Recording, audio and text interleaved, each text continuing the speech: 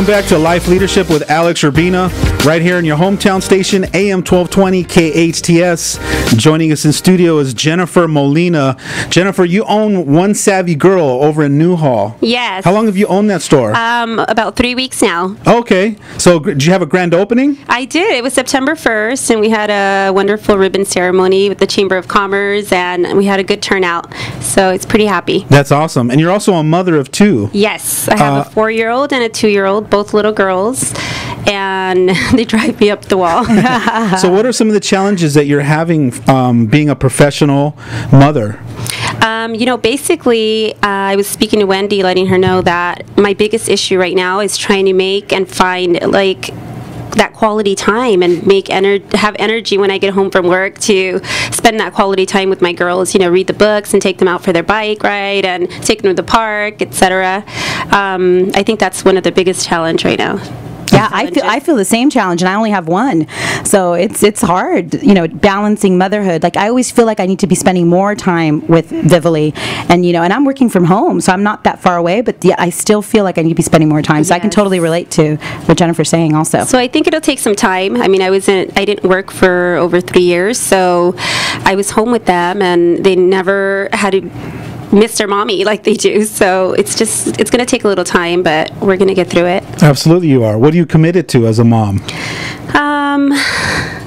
Have you actually sat down and figured out what your commitment is as a mother?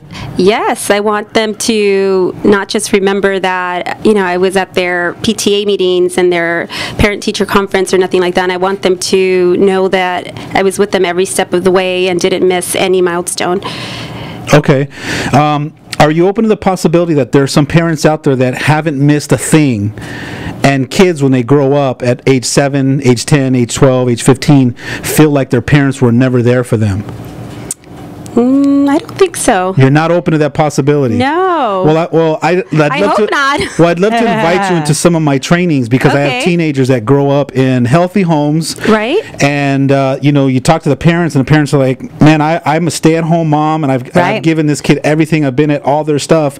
And the kids will still have a limiting belief that you're not there for me. Absolutely. Yes. Oh, my goodness. Absolutely. Yes. That frightens me. So it shouldn't frighten you if you get the proper awareness and the proper information, and try to figure out why it is that the kids feel like that.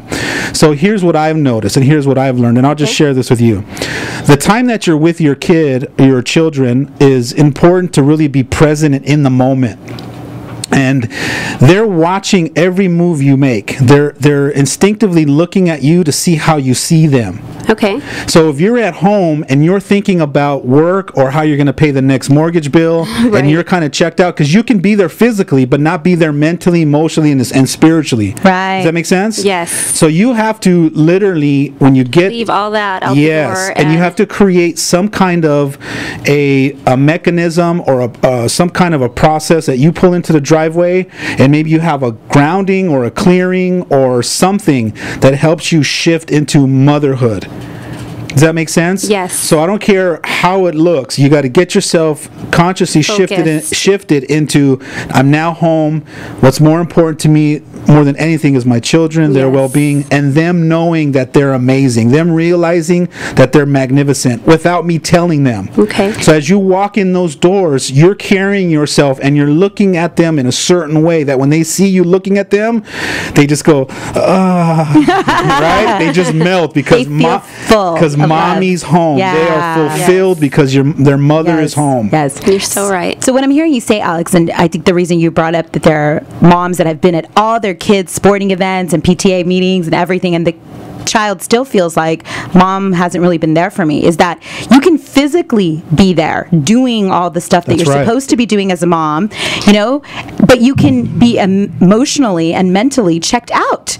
So even if you're physically at the PTA meetings or physically at the sports, soccer game, What really matters to your kid and to your children is who you're being. They'd rather have 1 hour of quality time of mom connecting with me, and as they get older, connecting with me on a deeper level, like really knowing what's going on with me in school, really knowing the problems I'm facing with my friends, or really talking to me about the insecurities versus just being around all the time. So it's quality versus quantity, and that quality has to do with being present fully in the moment. That's right, which opens up the question is, am I really present in each new moment of my life? Right. Most people will not acknowledge or even want to even think of them not being present.